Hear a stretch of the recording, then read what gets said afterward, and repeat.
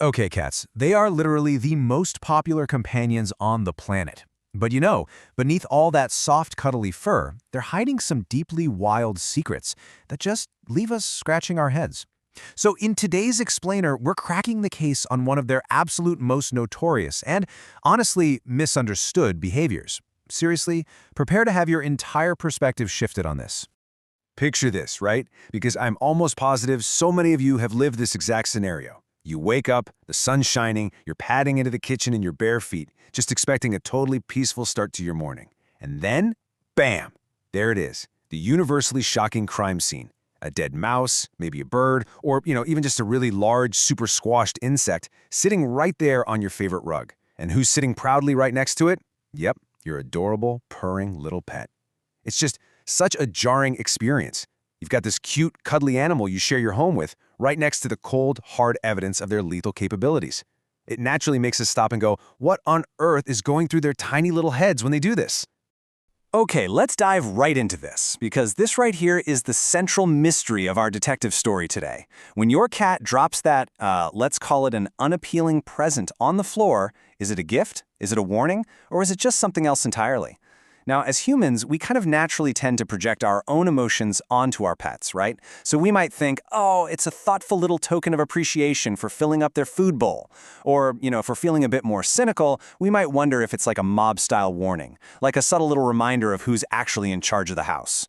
But as we'll see, science tells us the truth is way more layered and, frankly, a whole lot more fascinating than our human assumptions. To solve this little mystery, we really have to look at the main suspects, scientifically speaking. Animal behavior research basically gives us three competing theories here. First up is the trophy theory, which is the idea that your cat is simply displaying evidence of a successful hunt, just kind of showing off their prowess. Then we have pack feeding, the idea that they are instinctually sharing hard-won resources with their family unit, which, yes, includes you.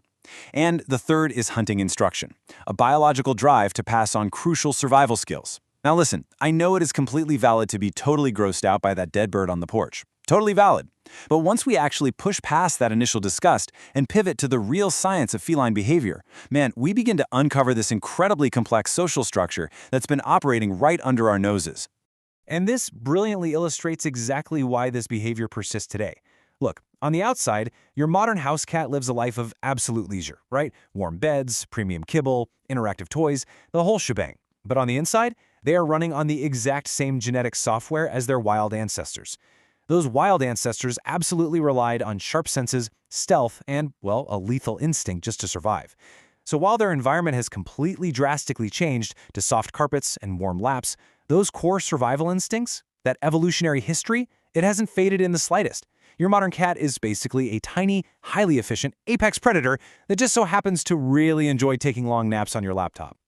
So to truly get to the bottom of this, we need to get clear on what we're actually looking at here, which is instinctive behavior. These are pre-programmed, inherited actions that are fundamentally driving the animal's choices. And understanding this is absolutely crucial to solving our mystery. Your cat isn't acting out of some malicious intent, and they aren't necessarily making this conscious, philosophical choice to bring you a gift. No, these actions are just deeply, deeply rooted in their DNA, passed down over countless generations. Honestly, it's a huge testament to feline intelligence and communication. They're basically operating on this complex, inherited software program that was designed for survival in the harsh wild, and they are just executing that exact programming right smack in the middle of your living room. And this inherited software builds into what is arguably the most fascinating scientific theory of them all, the maternal teaching instinct. See, out in the wild, kittens don't just magically know how to hunt. It's actually a learned skill, one that is actively, intentionally taught. Mother cats follow this very specific three-step lesson plan. Step 1, she brings completely dead prey to her kittens so they can eat it, basically helping them associate that specific smell and taste with food. Step 2, she brings injured but still alive prey. This lets the kittens practice pouncing and interacting with a moving target, but, in a highly controlled environment. And then Step 3, she actively demonstrates how to make that final lethal strike. It's this profoundly structured display of maternal teaching, entirely designed to ensure the next generation survives. Now, I want you to think really, really hard about your daily routine for a second. How many times has your cat actually watched you successfully hunt, capture, and kill your own food? 0. Right? I mean, you go to the pantry, you open a little can, you crinkle a bag of treats, but from your cat's strictly evolutionary perspective, you are utterly failing at the absolute most basic requirements of survival. They have literally never witnessed you perform a successful hunt. And in the complex social structure going on in their little minds, this is a glaring, super dangerous deficiency in your life skills. So, the crucial point here is how cats actually view us. They definitely see us as highly valued pack members. We share important, deeply rooted social bonds with them. But because of that big zero we just talked about, they also view us as utterly incompetent hunters who are in desperate need of some instruction. Seriously, they are not mocking you when they drop that mouse. Because you're this highly valued member of their social group, and because you so clearly don't know how to catch your own dinner, their powerful, pre-programmed instinct just kicks right in.